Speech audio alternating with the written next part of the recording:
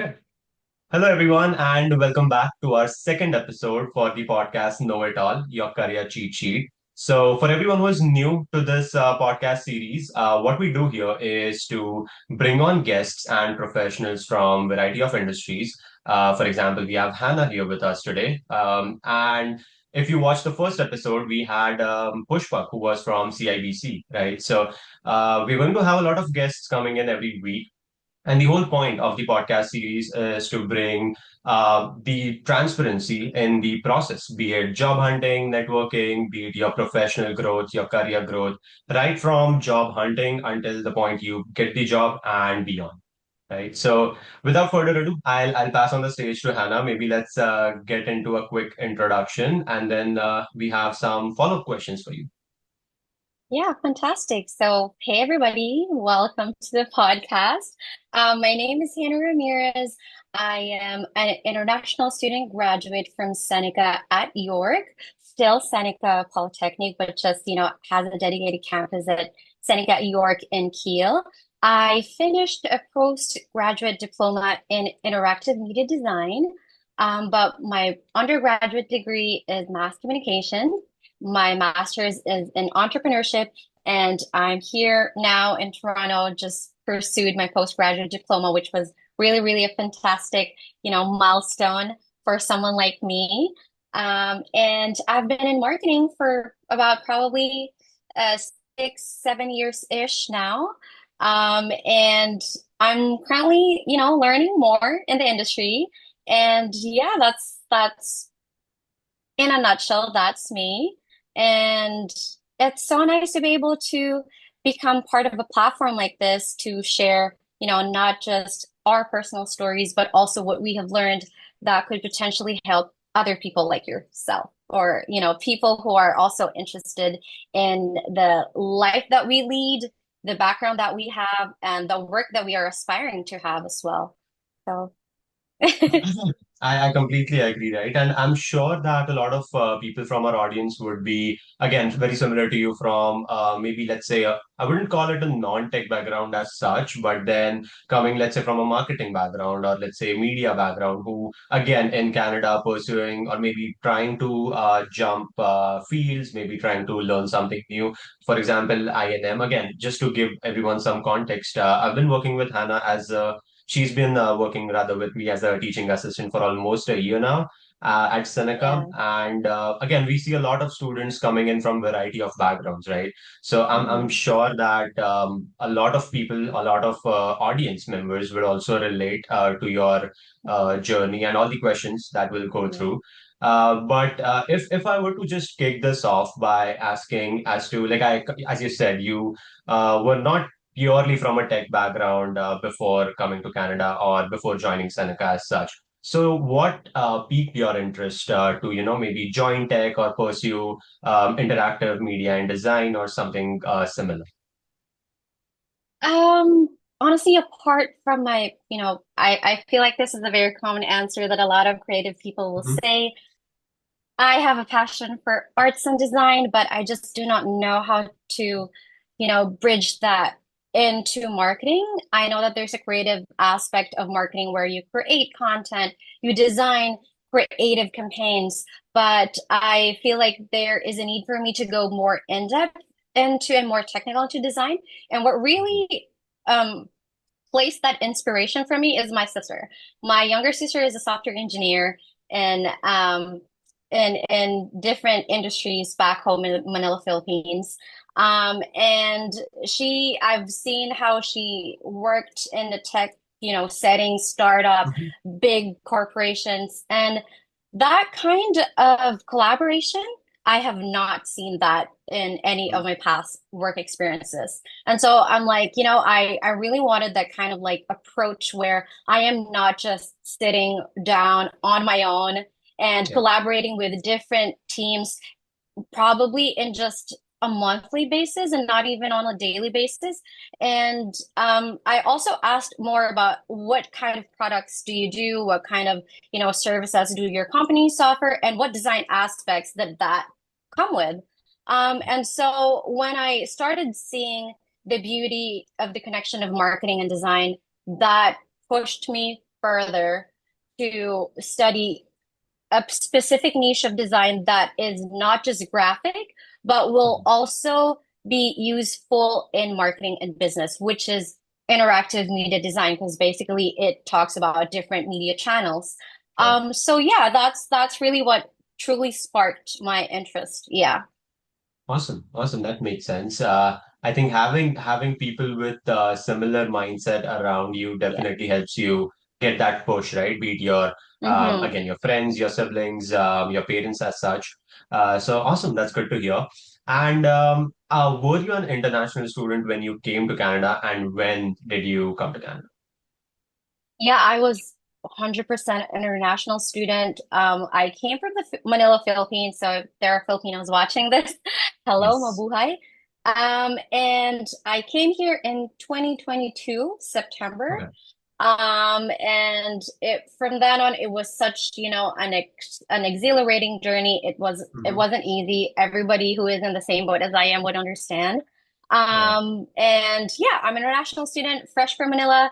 I came here to study design, and that has been probably just, I thought that studying was just at the, like the whole point of struggle for me, I thought was Yeah. already struggling, is Mm. studying. I didn't know that there was more, hardships along the way that I would encounter, Yeah. and that would be balancing part-time jobs and also studying. I learned a lot, but then again, it's not easy. So if you're planning to go into an international student route, do not just prepare yourself, prepare, the more important aspects such as finances. Mhm. That way you are not in any way pressured to be able to force to work right away, Sure. and be able to really adjust, acclimatize yourself to Mm. the environment so that when it's time for you to actually work, then you are more adept into that kind of setting. So Sure. that's been my journey coming in here. Sure, definitely. And I guess again, September 2022, or for that Yeah. matter, the whole of 2022 was such a huge downfall with respect to jobs, number of jobs out there, with the Oh. inflation going up, the recession kicking in, right? So, in fact, I Mm-hmm. have a lot of friends who again are international students and were, as you said, in a very similar situation, right, wherein you did not even have enough part-time jobs out there, right? So maybe let me go down that road. So, did what or rather, where were you working when you were an international student at Seneca? Because I know you have been working, or rather, you've been doing a lot of things with Seneca. So maybe let's get into that part as to how were you managing your part-time job along with your studies, and where were you working? This is really probably one of the most favorite questions I have for the podcast, because I just love, sharing the reality of, as an international working student. So I worked initially, so just to set the background, all of Mhm. my part-time jobs while I was studying were all in Seneca. So I am very fortunate that I was able to get into those roles. I know that there are a lot of people who were reaching out to me towards the end of my program, reaching out to me, hey, can you please help me get into this role in Seneca? Can you please help me get into this team in Seneca? And unfortunately, I can only do so much also as a Sure. part-time employee student. So I am really fortunate and grateful that I was able to do that. So my first Seneca stint, my first ever part-time job, was a peer ambassador, a student ambassador for gender-based and sexual violence peer education team. So Nice. it's a very niche team that is under student support. And Mhm. at the time when I was starting out, I was reporting directly to the student support director. It was an exciting journey for me. I initially, the funny story was, I initially did not, I was applying for a different role, but also peer ambassador. I did not get that. And then another person reached out to me on a different team saying, hey, I know that you did not get into this team, but are you interested to try out a different role in a Hmm. different team. And I'm like, okay, well, let's hear it. I wanna know what's in there and see if Sure. there's something, valuable for me. I did the interview.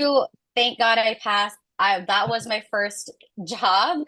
I was a student ambassador for like, I would say almost a year. And then when I was able to get garner that momentum in balancing my studies and my one part-time job, I prayed to God. I said, Lord, I really want to get into marketing or a design role where I could make use of my design knowledge and skills. Hmm. And so again, I was very fortunate enough to get into another, amazing role, and it's under Seneca Student Federation, one of the most sought after jobs, I would say, in Seneca.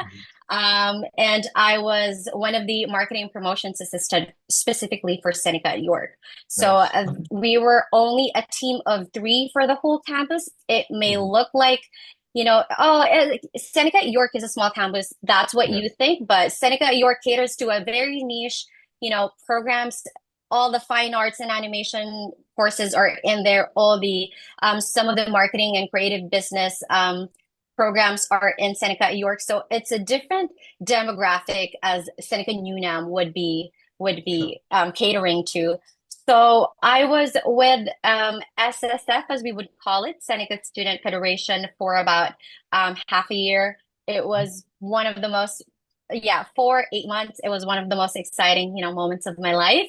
And then when I was again able to balance those two part-time jobs with my full-time program, I ventured out in being a teaching assistant for your class in INM Hmm. 320. And then when I got into your course as a teaching assistant, that became real that, hey, Hannah, you are only here for a limited time. It's time to Sure. get your priorities straight. So Hmm. I had to let go of my first job, which was as a peer ambassador. But due to the skill set that I also bring to the other roles that I have, I decided to keep the marketing and promotions job at Seneca Student Federation and then the teaching assistant job at Hmm. INM 320. So Hmm. it's not easy. INM workload only varies per semester, 7 courses or 8. So Sure. choose your battle carefully because if you don't, then things can get messy, and the sooner that you figure out your priorities, what your priorities are, the quicker that you will get your problem sorted out. Awesome, awesome, amazing. I'm glad to hear that, as you said, right, you were fortunate enough to get a job on Yeah. campus, which again, I've not seen a lot of people get those, right? So that's a good job. But maybe a follow-up question on this we'll take on later about networking specifically. But if I were to talk about just this part-time job at Seneca or any uni or college in that sense. So, if anyone today out there wants to, walk down the same path as you did, so what I would say, what steps or what suggestions, advice would you give anyone who is looking for a part-time position on campus? One, prepare your resume ahead Hmm. of time. And what does that look like? Um, at the beginning of the semester, make sure that you have your resume prepared, or at least you are starting to draft or craft your resume. Sure. If you are a first year semester student, a fourth semester student, you just came in here, even if you are actually a domestic student, if you want to work with a college, if you want to work with a school, being early is really being on time, if that makes Yes. sense. Hmm. So at the beginning of the semester, I strongly, strongly suggest that students have their resumes ready, and if not ready, crafted, and then you polish that up until second semester, because come third semester, that's when job opportunities will start to open. Because normally in Seneca, hiring starts at the end of the semester. Right. So if you would like to be part of any Seneca jobs for students, and it's just your first year, first semester, naturally you will not get hired right away because Mhm. you did not have that first semester window. Well, Uh, there's an opportunity for you to get in on your second semester. mhm. As long as you prepare early, and jobs will start opening toward from the third month of that semester that you are in, all the way to the end of that semester. And then you will find out before your first semester closes in if you get hired for the second semester. Mhm. So to simply put, my number one tip is early is on time. Yeah. And number two is all the most of the job opportunities in Seneca. I'm not sure if this is the same with other, schools, but most of the job opportunities in Seneca for students open on the third month of the semester, and then it closes until the fourth month of that semester, whatever semester you're working on. So Sure. that's my tip. Awesome, awesome. That definitely makes sense because, and again, I guess all these admin related processes are pretty much the same for any college or universities you apply for. But one more thing I would like to add to what Hannah said is right. So the very first thing that any international student or any student for that matter should do is to find the student support groups or centers at their schools, right? So as Hannah said, she was already working with one. That was her first job, working with one of their departments, clubs, right? So there are a lot of such opportunities that you might not know of publicly, or they might not post them publicly. But then the more you get to know people, the more clubs you join, the more you interact with people who, are already part of that club, founders of that club. If not there, you'll at least have a much better understanding of where to look next, whom to reach out to next, right? So join those clubs, reach out to the international center if you're an international student, and I am sure you'll get a lot more insights on, be it on campus jobs. In fact, I've seen like being a Hummer alumni, I know that Hummer also Mhm. hosts a lot of off-campus jobs, right? So you never know. Mm. Even when you're applying or you just have uploaded your resume to the Hmm. portal. You never know who is looking at that and who would reach out to you for a job. But yeah, I think that I definitely helps. agree. Mhm. I agree. Awesome. And also just to finally, close that question, I would also like to add that most of these opportunities are announced on social media, but some of them you wouldn't hear about. And is just probably announced internally. So my third tip is do not be afraid to ask. Very If true. it's easy to navigate, find your way through the right people in Seneca, York. You have SSF there. You have your professors there. We have Service Hub that you can Mhm. approach. Hey, I'm looking for a job. I need, an information, a website that I can jump into and learn more. Where do I go? Because it's true what they say, seek and you shall find, really. So that's my third tip. Definitely. Yeah, makes sense. Definitely makes sense. Awesome. So, maybe the next question that I had, right, is I know you're still looking for your full-time job, as you said, right? You're still working in your marketing job, if I'm not wrong, currently, right? So maybe Mhm. let's talk about that for a bit, and then we'll transition into whatever you're doing with respect to finding a full-time job in your field, right? So maybe if I track it back a few months. So, how did you get, or how did you land that marketing gig that you said? And maybe walk us through a day in a life of a let's say marketing person or a design person, right? So maybe let's talk about that a bit. How did I land? It was so before I came here, I was a social media manager for a tech startup, a social networking app in Los Angeles, California, which was a really, really super exciting job. That was actually my door. That was where my foot through the door into Mm. tech, because that is a full on the tech, the product itself is tech. the everything about that service and product is just tech. So that was my, stint before coming in here. And then currently now, my newest stint is also a little slightly different from what I do as a social media manager. But now I do marketing operations. It is a combination of project management and business and marketing. So I'm very new to the role, and I'm working part-time. And you will really smile because I got that opportunity through a referral. Yes. So I was referred. I did not apply. I did not know that that opportunity was there. Mhm. Someone in my network reached out to me and asked if I would, be able to do it. And I said, sure. Booked a time with the owner, kind of talked a little bit about the role and probably also he's looking at how I talk, how I conduct myself. It's if Yes. it's a culture fit, if that makes sense.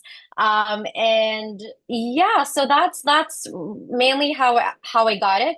On the side, I'm still also doing freelance UX design jobs, which is, Nice. really, really come in handy because now I still get to practice my design skills and be able to leverage my marketing knowledge into a Mhm. freelance project. So it's really exciting. And you just never know where the opportunities are. So even though I understand that a lot of us might not have the right opportunities right now in their current timeline, but do understand that there are opportunities that are probably not as perfect as you would like them to be, but are still on the spot for what your experiences are, skills and qualifications, if I may say. Sure. Awesome. Awesome. I do have I definitely want to follow up on one thing that you mentioned, but before that, maybe I'll circle back to the second question, which I had. So maybe let's just like on a high level walk us through how your day looks like when you log in or maybe when you jump on your system, what do you do? And if anyone who from our audience is looking to get into similar field, what can they expect, right? So maybe yeah, let's just walk us through your day. My day would normally include, because right now, I am also helping out the business build marketing systems. Hmm. So, my a day in my life would definitely include research. Sure. Still, you designed design folks, and marketing folks as well. Research is very important. Mhm. I start my day by researching what kind of systems are in place for different kinds of teams.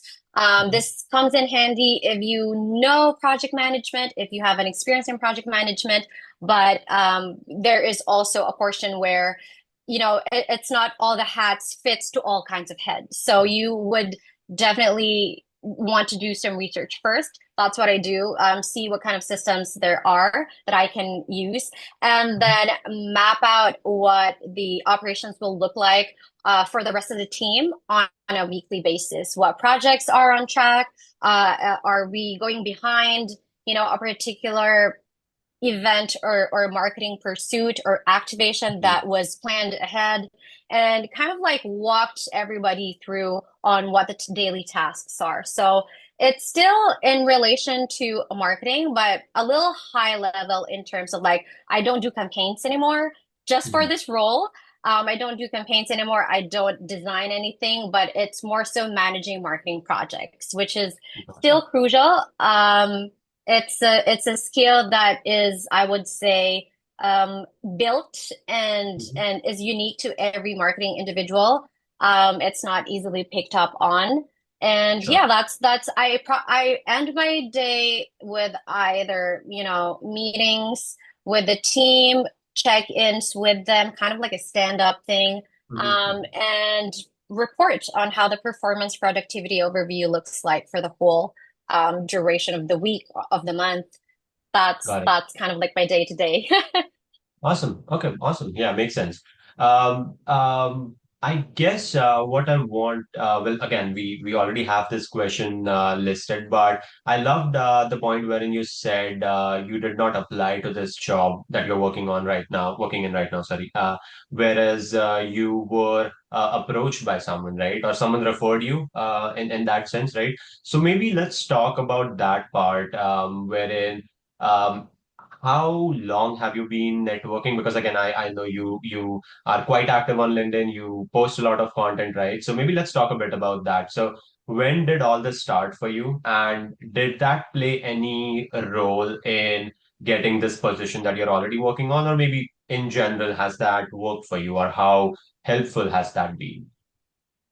I would say generally it just has worked out for me. Networking really worked out for me. And how I started networking here in Toronto is when I was in Manila, before I flew out here in North America, I already am a huge fan of museums.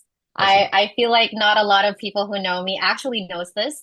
I'm a huge fan of museums. I really like design, arts, anything visual.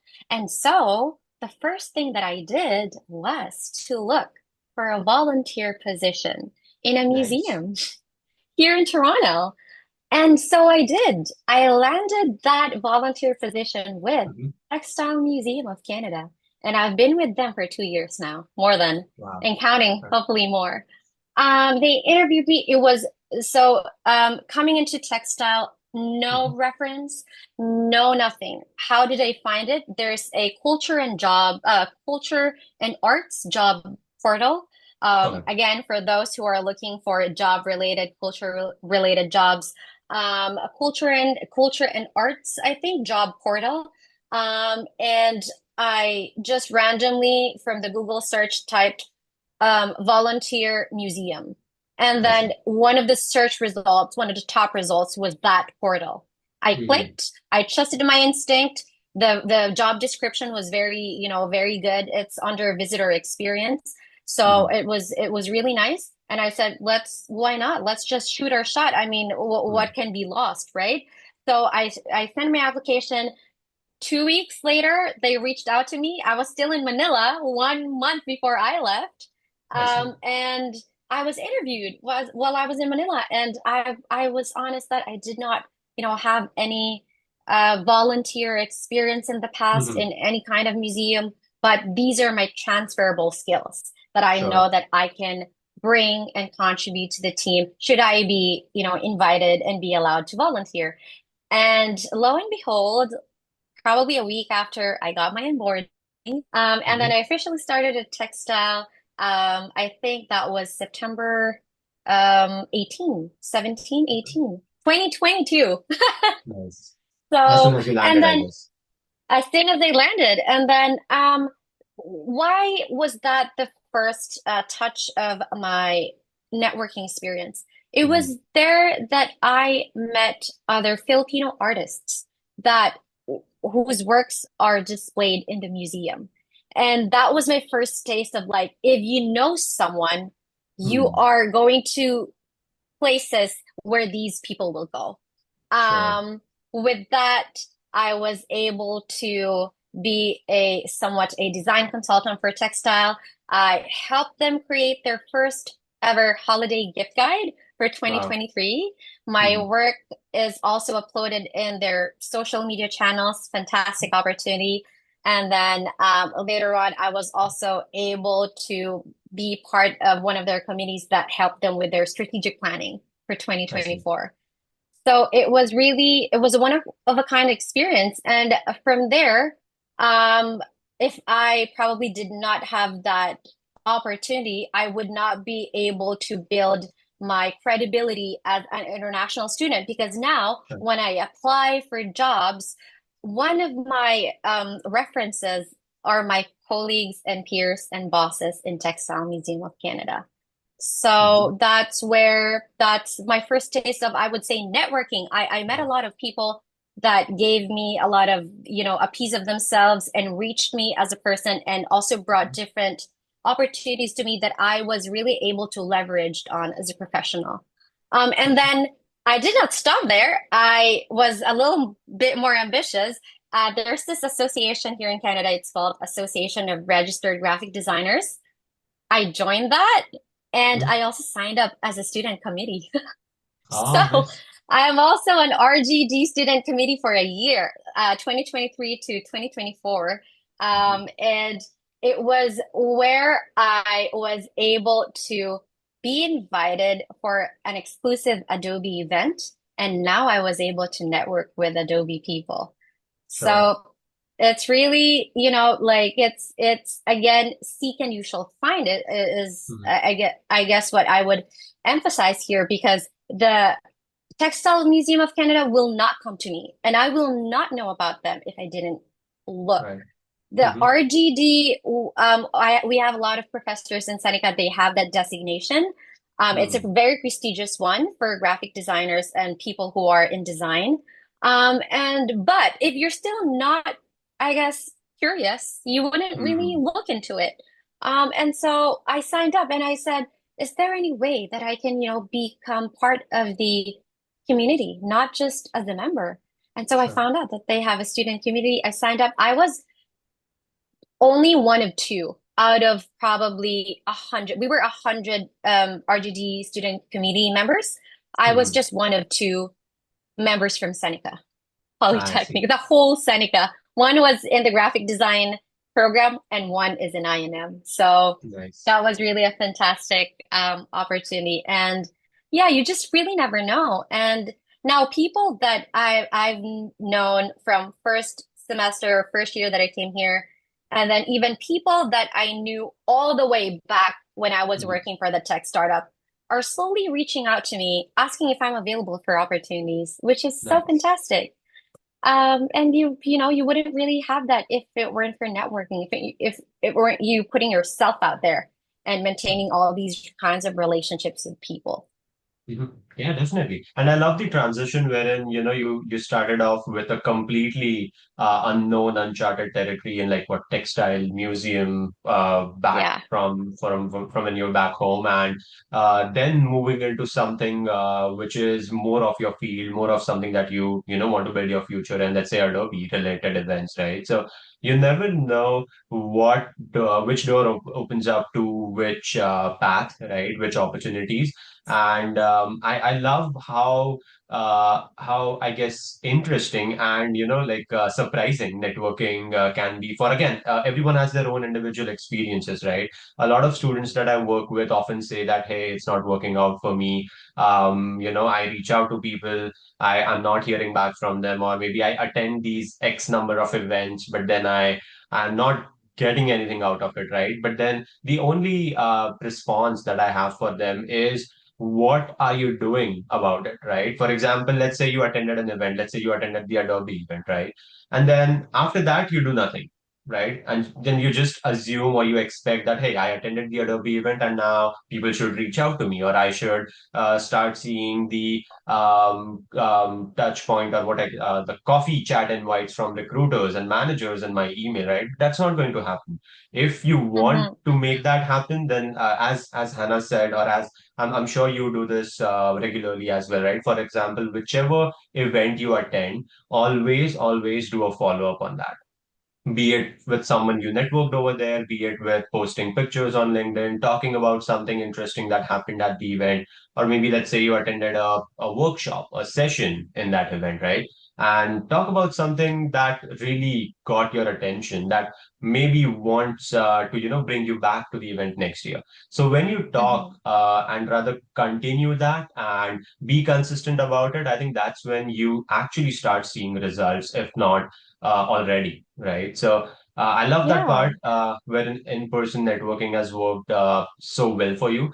But maybe if Yes. we transition a bit to LinkedIn or online part Hmm. or format of that networking. So when did you start that, and how has that been working out for you? It's been, I've been in LinkedIn for probably give or take like 5 years now. Wow. Just Okay. as, the rest of us, I was also a little afraid and a little bit more conservative as to what kind of contents I should be posting. Right. And at the beginning it felt like I'm so narcissistic. I don't know if to other people it might, it might come across that way because Mhm. you are, storytelling about yourself, storytelling about your experiences, what life lessons you've had, and to some extent that kind of felt like a little bit of narcissistic to me. But if it weren't for my journey here in Canada, I wouldn't realize that that's not narcissistic. It's actually a tool. It's Yes. actually a tool for me to not to brag. I know that it could be easily, termed or looked at as bragging, but to enrich other Mm. people's lives or other people's insights through yours. Yep. Not everybody will have the same experience. And so giving that fair share, a piece of yourself to the world even makes it better, as I would like to say it. And there are other, you know, people who have actually reached out to me in the past, Mhm. thanking me for, all the touchy-feely posts that I made recently. I Mhm. made a post about, if there are, you need to wait well if there are closed doors right now and the right opportunities seem to be not coming to you. You have to Mhm. wait well. Sure. I posted that on LinkedIn and wow, it garnered like, I mean, I was hoping that there would people who would identify to that post, but Hmm. the world gave me more than that. I have about 86 engagements Wow. plus 10 comments that I did not expect. My average would definitely be around 40, 50, or 30, 40 on a Hmm. bad day, 30, 40, on a very good day, 40, 50. But Right. that really, superseded my expectations. And that strangers are now coming into my in my DMs in my inbox saying thank you, like just thank you for, sharing. They don't Yeah. even ask me for anything. It's just like thank you for sharing. Like that's exactly what I needed to know. That's exactly what I needed to read. Those I started a series called like a Sunday word stock or like a word stock day where I just give the public or my LinkedIn folks um, different digital marketing terms according to Nice. alphabetical sequence. So I started Hmm. with A, Yeah. I'm done with B, and now I'm letter C. And I have another person approach me and say, "Hey, I didn't know that that was a marketing term Hmm. until I saw your post." And I'm like, "Yeah, that's a marketing term for." That is used for data and analytics in this platform. So Hmm. it's both an informative way for you to share your knowledge, but it is also an inspirational tool for you to encourage people who are in the same journey as you are. So it's been going well for me, and I just am still very cautious because it's still social media. I just make Right. sure that it's clear to me what my motivation is when posting, and that's really mainly to educate and inspire. So that's where most of my contents are about. Awesome. Yeah. No, that's really and again, there's no such set guidelines or rules, right? That whatever you post on LinkedIn has to be in this box, right? You can always Yeah. create your own box, create your Yes. own content. You can literally post about anything, and then again, it depends on what kind of a digital or personal brand you want to build, right? For example, when I started with LinkedIn, again, this is what I usually used to talk with my mentors and my friends, right? That I don't really know what I want to post, but I want to post, right? I Mm. just want to put something out there, right? So what I started with, and again, this does not happen overnight, right? Again, it has to be you have to be consistent. You have to be posting every I would say periodically, regularly. And how it all started for me is I just started by posting 1 minute video resume. Okay, it's still on my feed. If you go back maybe a few years or maybe a year or so, you'll see my first video based content on LinkedIn, and that I guess that was my first ever content on LinkedIn for that matter. And again, Wow. I was only able to post that because it was part of my fourth semester curriculum at Humble. Okay, so one of my even my mentors today, one of my mentors today, she's she always talks about that whenever I go as guest lecturer in her lectures at Humber, she's like, show your video, let everyone know what you started with and where you are right now. And that always, like, now after 2 years, it makes so much more sense to me. And that video actually changed a lot of things for me. Like, obviously, it gave me confidence, it gave me a direction to start posting, Right. but it also brought a Mm-hmm. lot of engagement to my profile, right? I still remember I had somewhere around 4 to 5 thousand impressions on that video resume LinkedIn post, which What? was again a huge number back then, right? Like five That's thousand crazy. impressions is like I didn't even have 500 connections for that matter 2 years ago, right? And then 2 3 months fast forward during my convocation when I made that convocation post that hit 25,000 impressions, which was like 5x in 4 months, right? So yeah, and since then I have been posting better content, I would say. Like I started to improve. I got a direction as to what I want to do with my LinkedIn branding. But still, till date, I have not reached 25,000 impressions on one post after that post, right? So again, it's not that every day is a good day. And at the end of the day, I Mm-hmm. personally, or I know for sure you as well, don't do it for impressions, right? You just want to create Yeah. awareness. You want to educate Yeah. people. And that's what I Educate guess, people. yeah, exactly, right? And that's what I'll circle back to this point as to you need to know, or you need to know what motivation there is for you to build your personal brand, right? For example, initially I was focused a lot more on technical side of my job, right? I'm a software developer, so I used to write a lot of blogs. I still do on Medium about cloud services, about my Mm-hmm. certification prep, which is again good. There is always an audience for that out there, right? But then if I when once I started getting into this mentorship kind of an environment wherein I started mentoring people, right? That's when I understood that, hey, there's a lot more, or rather, I would say a huge audience base, which is not technical, right? So if I were to look at it, I am depriving them of my experiences or my journey by sharing it just focused on technical people. So that's when I started Mm-hmm. posting more generic content, right? If you see my LinkedIn, you'll see a lot of Mm-hmm. generic posts, you'll see a lot of events that I attend, or I try to bring that information to people.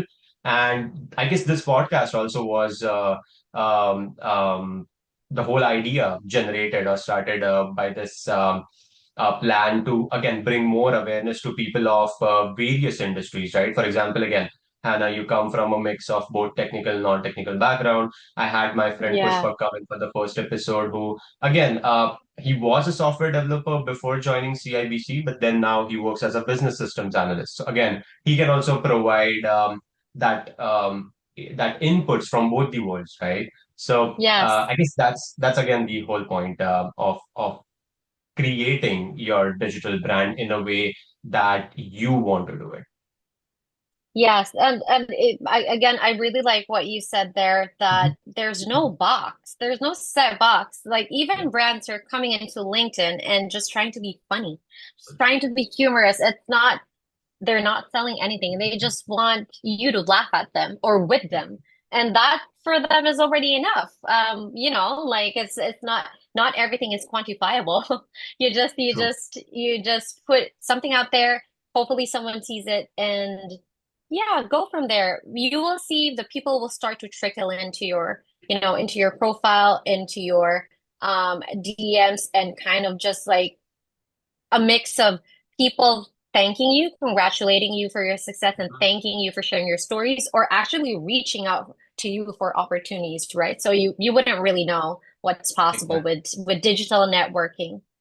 Yeah, definitely. And I guess again, the type of content and the type of or rather the flavor you give to the personal brand that you create, I guess that's what attracts the audience to you, right? For example, if you are someone, for example, if I were to talk about myself, right? So um, uh, the brand that I've created today is more of a generic brand wherein even recruiters reach out to me. I have managers reach out to me. I have students reach out to me, right? So again, it's a mix of all, and that's what I was planning to do, right? For example, if you're a Hmm. student right now who is trying to get into their first full-time job, I would Mm-hmm. personally suggest starting with posting something that shows your skills, that shows who you are as a person, right? If I were a hiring manager or a recruiter, what all skills can you show me in 30 seconds or that 1 minute that, that is a make or break for me to get you onboarded, right? And for Mm-hmm. that, you have to put yourself out there. It cannot just be a text-based LinkedIn post wherein because I don't know if you wrote it or if in today's world ChatGPT can do it like 1,000 posts a minute, right? So you never know Yeah, how authentic that content is, right? Whereas if it's a video or agree. audio based content, I can always judge your body language, I can judge your enthusiasm, I can judge your facial expressions. Again, a lot of things Mm-hmm. go into convincing someone that you are worthy of that position or you are enthusiastic, eager to get into that job role, right? So Yes. you just have to get started somewhere, and then I guess you'll find a direction as you go. And maybe Mm-hmm. from this conversation, Hannah, I would like to probably put a follow-up question to you. Have you ever had a mentor, or like, have you been part of this mentorship environment on either side? You could be a mentee, you could be a mentor, anything. Yes. So I was a mentee in INM, and then Mhm. I was a mentor in as a peer ambassador or in student support team. Mhm. And those two are very different, experiences for me because for INM I was a mentee and eventually became an unofficial mentor to the Sure. lower batches who finally knew me through my SSF job, reached out to me and really asked me for tips or on how they pass the course or what are the best things to do to manage their time. But being a mentee and being a mentor are two different things and two different experiences for me.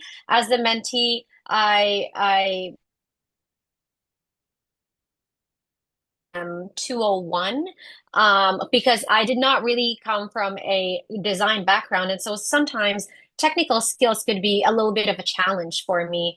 So even though I aced all my courses, I aced the program, graduated with honors, that's not to say that I didn't struggle, right? There was a point of me adjusting to the whole technical design aspect. And so I reached out and it was, I think I booked 2 sessions for my mentor. And I was really refined in terms of the technical aspect of design. I was working on a kind of like a poster in Photoshop, but there was a requirement of a specific kind of like feature that needed to be seen on the layers.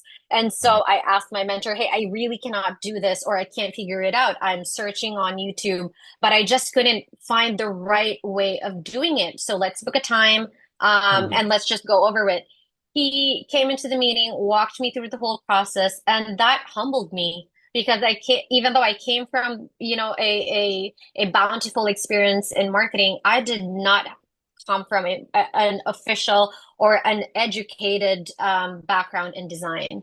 Mhm. And so for mentee, I would say, have that. If you really can't figure it out, you have mentors around the world who can help you. Another thing where I am a mentee is an ADP list, and I think I've mentioned it to you. It's Mhm. also a very popular platform right now for people in tech or people in different kinds of roles, specifically for product design, marketing, and also some tech roles such as software engineer or data analytics.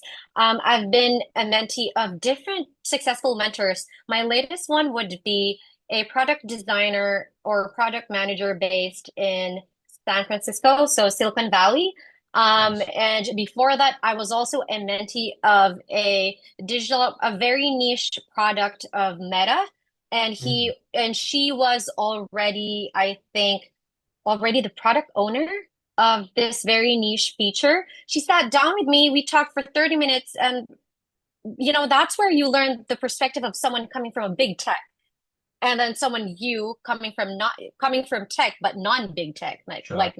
not the Meta, not the Google, not these big ones. Mhm. And you really learn a lot. There's really different perspectives that you don't really hear on other people that Mhm. you think are knowledgeable enough on the field. And then as a mentor, I would say I just wanted to be very generous. I don't want to hide anything. And so I gave out all resources to younger I&M students and for the peer ambassador role, because it was a very different role, we needed to be more, there was training involved before we get into the role because it's a very sensitive topic. Yeah. Gender-based and sexual violence is not a piece of cake. It's not a Mhm. walk in the park that everybody will understand and empathize with. So that required a specific training, Mm. and a specific set of briefing before you actually go into workshops and deal with what students will ask of you or tell you in response to the kind of awareness that you are raising for them. So that's Mhm. kind of like my experience with the mentor-mentee field. And I would keep going. I would really love to, continue become a mentee and then hopefully be able to find another opportunity to become a mentor as well. Yeah, definitely. Definitely. And I guess everyone is capable enough of becoming a mentor, right? Like, again, a very common question and a doubt that a lot of students have is that I have not done enough or I have not achieved enough to, start doing XYZ, right? For example, if we were to again circle back to LinkedIn or creating content, they are very confused on this or they are stuck on this topic for that matter, that what should I post about, right? And the very first thing that I ask them is to you have hundreds of assignments that you do throughout your college, throughout your 2 years of postgrad, 4 years of bachelor's degree, right? Yes. So why not just get started with that? Just create a maybe small YouTube video explaining your assignment, right? Post it on YouTube, maybe talk about it on LinkedIn, and just keep on going, right? And then soon you'll find a Mm-hmm. direction as to what kind of content you want to create. But again, you have to get Mm-hmm. started somewhere. And at no point in your life, I guess, or rather at every point in your life, you should always, it's always good to have someone to, seek advice from, be it your mentor, be it your friends, parents. But again, not everyone has the same amount of knowledge for that topic that you are stuck with, right? As Hannah said, she was a mentee and she wanted to ask questions about certain design related questions, right? So she cannot expect that maybe from her friends or maybe from anyone else other than that specific mentor, right? So I think it's good that if you have a mentor. If not, then it's always good to find one, right? But again, Yeah. I definitely relate a lot with what you said. It makes a lot of sense, right? And maybe towards the end, I'll quickly pick your brain on one more question as to Yeah. so I know you've been here again for just 2 years now, almost 2 years, just over 2 years, I guess. But maybe Yeah. if you were to give one piece of advice to yourself 2 years back, starting as an international student in Canada, right? So what would that be? And why do you think that is the only one thing that you chose, or that's the first thing that you chose? I would say, and this is a probably a recent realization from the culmination of 2 years, never underestimate what you can bring to the table. Very true. Always remember the value that you add. And the Yes. reason why I chose that advice is I feel like this international student pathway is not for the faint-hearted. True. You will be tested no Mhm. matter how much you think you know, how much you think you have the experience, the I am patient, I am persevering. Those are qualities that you think you might have, but will really be tested when you come Mhm. into this kind of experience and journey. But with that test comes self-doubt. You Sure. start, seeing yourself. I came in here. I thought that I was very competitive back in Manila. I came here. It was so hard. You see, five designers of this level caliber, 5 years of being a design lead, jobless for a couple of months, jobless for Yeah. a year. And that's telling of that's not really a reflection of their qualifications, but that's not what everybody sees, right? That Mm. automatically what people would say, oh, that's like a poor situation for that person. Uh, Even though that's what other people see on your in your particular circumstance, do not undermine yourself. And I have this one very recent experience. I ran a workshop. One of the attendees was a VP of wow. social media, a VP of social media in a probably in a digital marketing agency or an advertising agency here in Toronto, has worked in several big projects.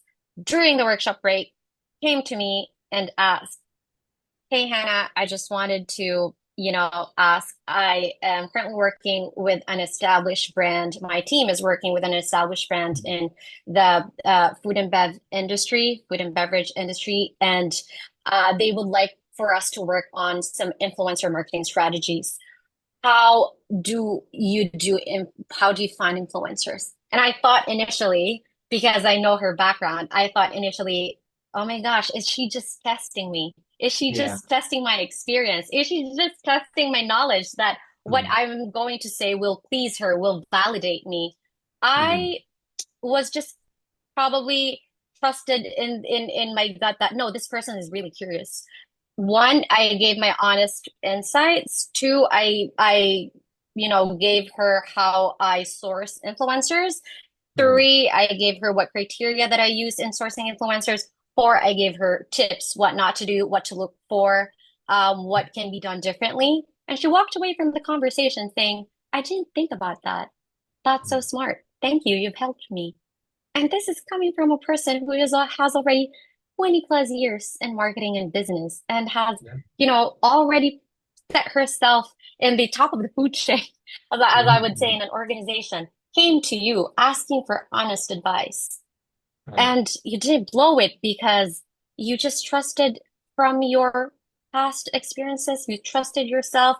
You remembered that what value you can add to that person. And that's exactly what I would probably, I could go on and on as to what kind of advice I would say. Another would also be, you know, trust. If you don't believe in God, if you just believe in the universe and energy, trust that leading. You Mm. things will not go your way. Things Sure. will definitely, jump on a different dimension as you would like it to be. But trust that everything happens for you and in your respective timeline. It might not be Yes. now, it might be tomorrow because I had an opportunity last year to join a government agency as a full-time marketing person, but I know the limitations of my work permit and Mm. I got the offer, declined it, and regretted it initially because that's a government agency. And Sure. that's exactly where my past experience and past, marketing background fell on the spot. But I trusted that it's not the right time for me to risk, my Mm. status just so Sure. I could be, like secured thinking that no, it's already a full-time job. Let me just drop my school and hop onto this. It was Mm. clear to me what I am here for in Canada. I decided to turn down the offer, proceeded with my studies. I know it's been hard, but it's it's not forever. And so these hardships that you have, if you are still on a job hunting phase, if you eventually reached your most awaited job, treasure it. And that's just the beginning. Securing, that's what a lot of people tell me. Securing securing the offer is the easiest part. Yeah. Maintaining the job is the hardest because then True. you will be tested. Your skills, like, can you really do this? Can you really be a problem solver? Can you really carry out designs like this? Can you actually ideate? Right? Hmm. So these are the things that you think you have been prepared for at school, but no, it's not enough. You really learn on the ground level, on the when you hit the ground running. So always remember the value that you add. Always, never undermine, never underestimate what you can bring to other people, to the table because that will speak so much of what you have learned in your past experiences and what has that made you now. Sure. Awesome. Wow, that's such an amazing advice, honestly. Because again, right, a lot of, in fact, we've seen, if I were to just talk about INM, right, like we've seen a lot of students, they undermine themselves so much, even though Yeah. a third person might, understand or see a potential in them, but they themselves don't believe in that, right? And I guess Hmm. that's where what you said is very true, that you should always believe in yourself, trust your skills, right? And of course, not every day would be a good day, or not. You cannot win all the battles, right? So pick and choose your battles, and I guess enjoy the process, right? Give yourself a cheat day every once in a while. I know Yes. it's a difficult journey, as Hannah said, right? Being Hmm. international student is not just Very that you're difficult. focusing on your studies or school. You're doing part-time jobs. You're financially not that, I would say, independent yet, right? So you have to depend on maybe your family. You're working so hard, you don't have enough rest. You're stressed about a lot of things, and all of this will eventually go away, right? But if only if you don't spiral into that, right? You have to let Yeah. it be, let it work out. And Hmm. again, there will always be, you'll always find people like me, Hannah, who are always happy to help, who are putting, transparent content, honest content out there. And the whole point is to bring honesty out, right? Like, I don't want to Hmm. bring on people who would just sugarcoat it and say that, no, it's easy, you'll find a job tomorrow. You might not, right? That's the harsh truth. And that's what you have to live with. But then again, it does not mean that you have to just sit there and do nothing. The more you sit and do nothing about it, the worse it will become day by day. Yeah. And trust me on that, I've Yes. seen that happen, right?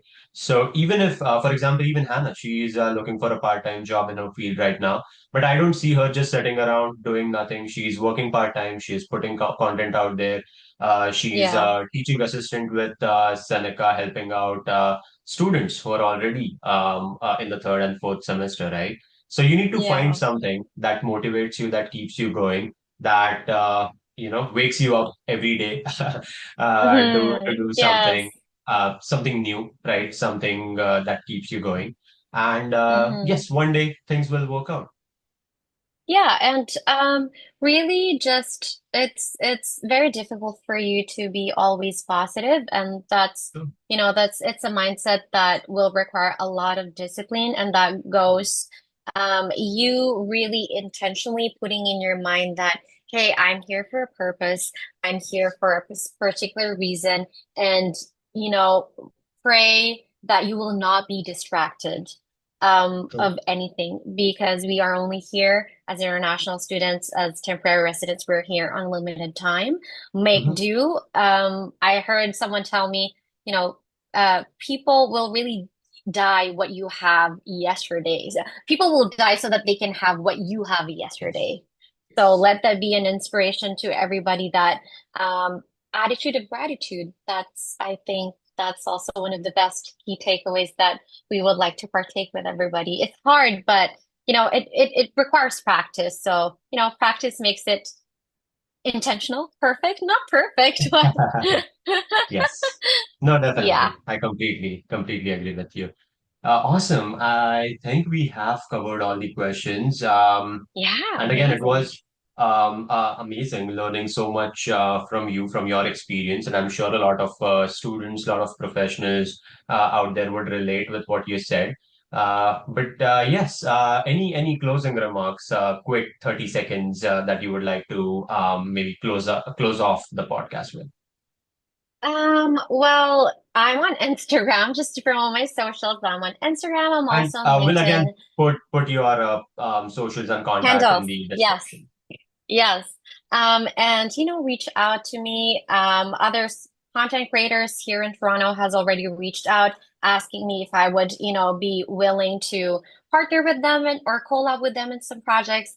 If you would like to do that, or just basically just ask me, hey, how did you do it? Whatever it is in relation to my journey, I'm an open book. You can just message me, DM me, If you can't find me on Instagram, LinkedIn, I'm also there, just Hannah Ramirez. That's it. You can really find me, reached out. And Mhm. if you are, resources are always there. Never, you don't have to pay for anything. Oh, biggest takeaway also from Sashin is find, seek. That's my parting words. Thank you. Very awesome. Awesome. Thank you so much for coming here, Anna. And I'm sure Thank people will you. learn a lot. They would rewatch this, I hope, every now and then. But I hope we'll see each other soon. Maybe we'll have a re-entry for you on the podcast Yes, sometime down the line. But again, thank you so much for visiting, and I guess that's pretty much it for today. that's it. Thank you so much for having me. I had so much fun sharing my stories, and I can't wait for season two of this, hopefully. And I Hopefully, will be invited back. yes. Yeah, thank you. And I hope everybody a happy fall to all international students preparing to come in on winter semester. Good luck, best of wishes. Do your research, seek, and you shall find. And resources are always there. So Shane and I are also on LinkedIn if you would like to know more about our stories. Thank you. Awesome. Thank you so much, everyone. Thank you. Thanks, everyone.